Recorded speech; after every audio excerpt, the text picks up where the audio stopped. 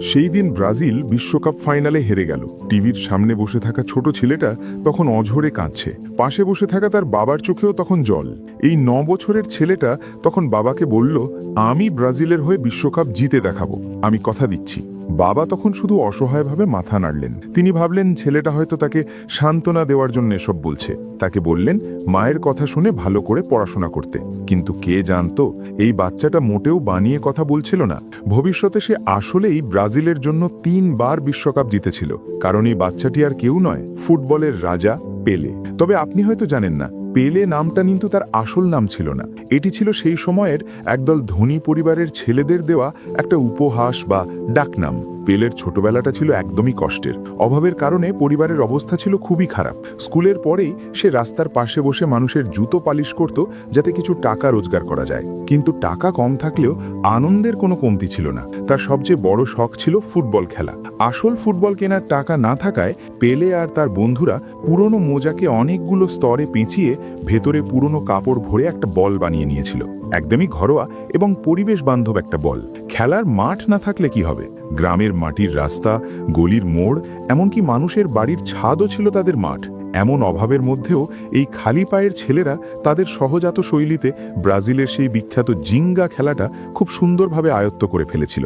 কিন্তু পেলের মায়ের এগুলোতে মোটেও সমর্থন ছিল না। কারণটা খুব কষ্টের। পেলের বাবা নিজেও একসময় দারুণ ফুটবল খেলোয়াড় ছিলেন, কিন্তু খেলার মাঠে প্রতিপক্ষের ফাউলের কারণে তার হাঁটুতে গুরুতর চোট লাগে, যার ফলে তিনি সারা জীবনের জন্য খুঁড়িয়ে চলতেন। দল তাকে সরাসরি বাদ দিয়ে দিয়েছিল। এখন তিনি হাসপাতালে বাথরুম পরিষ্কারের কাজ করেন। পেলের মা অন্যের বাড়িতে কাজ করেন, বেতনও খুবই কম। পেলে প্রায়ই মায়ের কাছে যেত, কারণ সেখানে অনেক ভালো খাবার পাওয়া যেত। মা খেয়াল না করলেই সে লুকিয়ে খাবার চুরি করে খেত।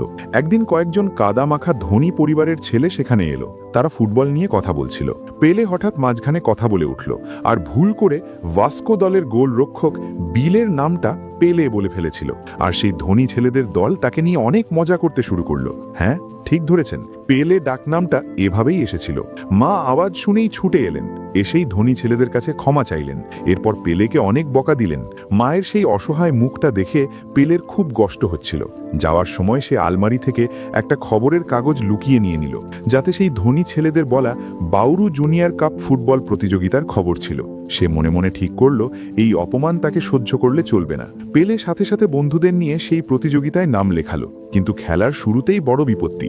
তারা সারাদিন সেই পুরনো মোজার বল খেলে অভ্যস্ত ছিল, কিন্তু আসল বল যখন পায়ে পড়ল, এক কিক মারতেই বল কোথায় গিয়ে পড়ল তার ঠিক নেই।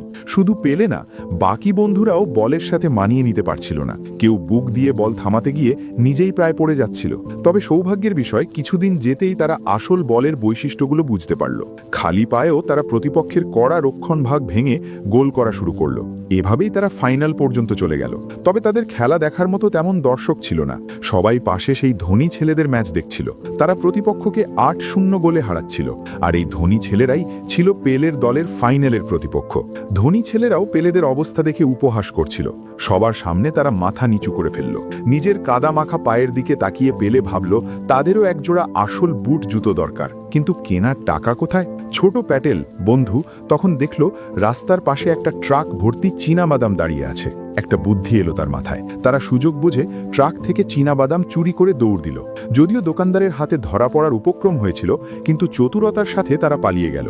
ছোট প্যাটেল আবার দারুণ বেচা কেনাও জানত। সে ঘোষণা দিল চীনাবাদাম কিনলে জুতো পালিশ ফ্রি। এভাবেই টাকা জমালো তারা। কিন্তু ফাইনালের দিন সেই টাকায় শুধু কয়েকটা পুরনো, ছিঁড়ে যাওয়া এবং মাপের চেয়ে বড় জুতো কিনতে পেরেছিল। বন্ধুরা কিছুটা হতাশ হলেও অপমান থেকে বাঁচতে সেগুলো পরেই মাঠে নামল। খেলার সময় ধারাভাষ্যকার বেশ উৎসাহের সাথে ঘোষণা দিলেন যে ব্রাজিলের বিখ্যাত সান্তোস ক্লাবের একজন স্কাউট খেলা দেখতে এসেছেন। এটা ছিল সেই ধনী ছেলেদের স্বপ্নের ক্লাবের স্কাউট। তাই খেলার শুরুতেই তারা যেন জিনের মতো খেলে কয়েক মিনিটে 2টো গোল দিয়ে দিল। পেলের দলের জুতো ঢিলে হওয়ার কারণে স্কোর তখন 6-0। প্রতিপক্ষের এমন অপমান দেখে পেলে খুব রেগে গেল। বন্ধুরা তাকে ধরে রাখল। ঠিক তখনই সে দেখল গ্যালারিতে তার বাবা দাঁড়িয়ে আছেন। বাবার চোখে ছিল অনেক উৎসাহ। পেলে মুহূর্তের মধ্যে শান্ত হয়ে গেল। সেই বড় এবং পুরনো জুতো জোড়া খুলে মাঠের বাইরে ছুঁড়ে ফেলল। সবাই অবাক হয়ে তাকিয়ে রইল, কিন্তু পেলের তাতে কোনো ভ্রুক্ষেপ ছিল না। সে দাঁড়িয়ে চোখ বন্ধ করল, মাঠটাকে কল্পনা করল তার সেই পুরনো গলির মাঠ হিসাবে, কারণ সেখানেই সে নিজের স্বাভাবিক খেলাটা খেলতে পারে। চোখ খোলার সাথে সাথেই তার ভেতরে থাকা সেই ব্রাজিলীয় ছন্দ বা সাম্বা জাদুর মতো জেগে উঠল। মাঠের সবাই অবাক হয়ে তার খেলা দেখতে লাগলো। সে একা পুরো রক্ষণভাগ ভেঙে বল জালে জড়িয়ে দিল। এই দৃশ্য দেখে বাকি বন্ধুরাও জুতো খুলে ফেলল। তারা ফিরে পেল সেই পরিচিত অনুভূতি। মনের আনন্দে তাদের সেই বিখ্যাত জিঙ্গা খেলাটা খেলতে লাগলো। প্রতিপক্ষ তখন পুরোপুরি হতবম্ব। একের পর এক দারুণ সমন্বয় গোল করে স্কোর 6-5-এ নিয়ে এলো, কিন্তু রেফারির শেষ বাঁশিতে 1 গোলের ব্যবধানে তারা হেরে গেল। খেলা শেষে যখন পেলে হতাশ হয়ে মাঠ ছাড়ছিল, ঠিক তখনই পুরো মাঠের দর্শকরা দাঁড়িয়ে তাকে হাততালি দিতে শুরু করলো। সবাই পেলের নামে চিৎকার করতে লাগলো। যে নামটা তাকে ছোট করার জন্য ব্যবহার করা হতো, সেটাই এখন তার সবচেয়ে বড় সম্মানের মেডেল হয়ে উঠল। সান্তোসের স্কাউটও তার খেলায় মুগ্ধ হয়ে পেলের বাবার হাতে একটা কার্ড ধরিয়ে দিলেন। কিন্তু আনন্দ বেশিক্ষণ টিকল না। চীনাবাদাম কোম্পানির লোকেরা বাড়িতে হাজির। পেলে আর তার বন্ধুরা সেখান থেকে দৌড়ে পালালো, কিন্তু বাইরে তখন প্রবল বৃষ্টি। দৌড়াতে দৌড়াতে চশমা পরা বন্ধুটা পড়ে গিয়ে পায়ে চোট লাগে। পেলে তাকে টেনে নিয়ে একটা মাটির গর্তে আশ্রয় নেয়। ভেবেছিল হয়তো বেঁচে যাবে, কিন্তু বৃষ্টির কারণে গর্তের মাটি নরম হয়ে হঠাৎ ধসে পড়ে। পেলে দ্রুত বেরিয়ে আসতে পারলেও তার বন্ধুটি মাটির নিচে আটকা পড়ে যায়। দুর্ভাগ্যবশত সেই দুর্ঘটনায় ছেলেটা মারা যায়। বন্ধুর মৃত্যুর শোক পেলের মনের ভিতরে কাঁটার মতো বিঁধে রইল। কাঁদতে থাকা ছেলেকে দেখে মা কিছু না বলে শুধু জড়িয়ে ধরলেন, কিন্তু পেলে নিজেকেই দোষী মনে করছিল। ছোট মনে বড় একটা আঘাত পেল। বাবা সব দেখছিলেন। তিনি নিঃশব্দে সেই স্কাউটের দেওয়া কার্ডটি স্ত্রীর হাতে তুলে দিলেন। তারপর থেকে পেলে যেন একদম বদলে গেল। সে বড়দের মতো আচরণ করতে শুরু করলো। স্কুলের পর বাবার সাথে বাথরুম পরিষ্কারের কাজ করত। সব কঠিন কাজ সে একাই করত। তার মুখে আর হাসি ছিল না। দেখে মনে হতো না সে কোনো বাচ্চা। এমনকি সে আর কোনোদিন ফুটবলও স্পর্শ করেনি। বাবার এটা সহ্য হচ্ছিল না। একদিন দুপুরে তিনি গাছ থেকে একটা আম পেড়ে ড্রেনে ফেলার চেষ্টা করলেন। কয়েকবার চেষ্টা করেও পারলেন না, কিন্তু পেলের মুখে তখন অদ্ভুত এক হাসি দেখে বাবা বুঝতে পারলেন ছেলেটা তার খেলা দেখছে। বাবা তখন নিজের ভঙ্গি বদলে অনেক দূরে থাকা অন্য একটি বালতিতে নিখুঁতভাবে আমটি ফেলে দিলেন। পেলে অবাক হয়ে তাকিয়ে রইল। বোঝা গেল পুরনো খেলোয়াড়ের দক্ষতা এখনো কমেনি। এই ছোট ছোট ঘটনা পেলের মনের তালা খুলে দিল। সেই থেকে তারা প্রতিদিন আমের গাছতলায় আম দিয়ে অনুশীলন শুরু করল। শুরুতে পেলে বারবার আম ভেঙে ফেলত, কিন্তু বাবা পাশে থেকে বারবার উৎসাহিত করতেন। এভাবেই 6 বছর কেটে গেল। পেলে এখন একজন সুন্দর যুবক। বাবার বছরের পর বছর অনুশীলনের ফলে তার সেই জিঙ্গা খেলার দক্ষতা আরও নিখুঁত হয়েছে। মা ছেলের চোখের সেই হারানো আলো আবার ফিরে পেলেন। রাতে অনেক চিন্তার পর মা সেই ফোন নাম্বারটিতে কল করলেন। পরের দিন বাবা ছেলে যখন বাড়ি ফিরল, সেই 6 বছর আগের স্কাউট অপেক্ষা করছিলেন। তিনি আবার পেলেকে সান্তোসে যোগ দেবার আমন্ত্রণ জানালেন। পেলে মায়ের দিকে তাকালো। এবার মায়ের থেকে পূর্ণ সমর্থন আর উৎসাহ পাওয়ার পর তার সব ভয় দূর হয়ে গেল। দলে যাওয়ার দিন বাবা মা তাদের 3 মাসের বেতন অগ্রিম নিয়ে ছেলেকে নতুন পোশাক কিনে দিলেন। তোমাকে আমাদের স্বপ্নগুলো পূরণ করতে হবে। এই 16 বছরের পেলে পরিবারের সব আশা নিয়ে যাত্রা শুরু করলো। কিন্তু স্বপ্ন যতটা সুন্দর হয়, বাস্তব সবসময় ততটা সহজ হয় না।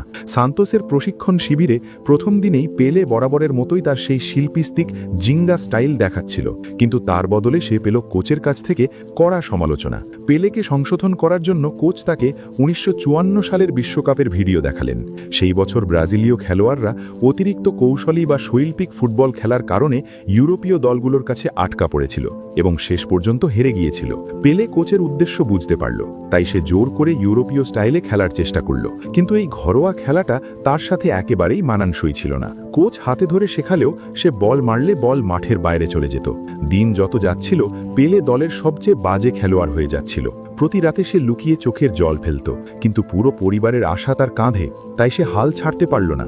অনুশীলনের পর সে নিজেকে গভীর রাত পর্যন্ত বাড়তি প্র্যাকটিস করতে বাধ্য করত।